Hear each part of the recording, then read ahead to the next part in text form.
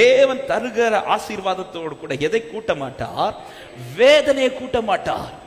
தேவன் எனக்கு வைத்திருக்கிற நன்மைகள் அது எனக்கு ஒரு நாள் ஆசீர்வாதத்துக்காக, ஒரு நாள் சந்தோஷத்திற்காக அல்ல. அந்த சந்தோஷம் எனக்கு நித்திய சந்தோஷமாய் கர்த்தர் மாற்றிக்கொண்டே இருப்பார்.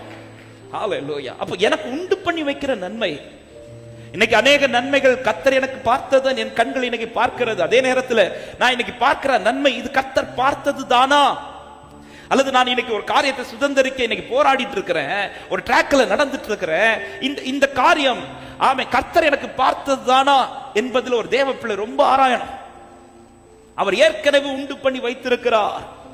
தம்முடையவர்களுக்காய் அவர் இனி அல்ல.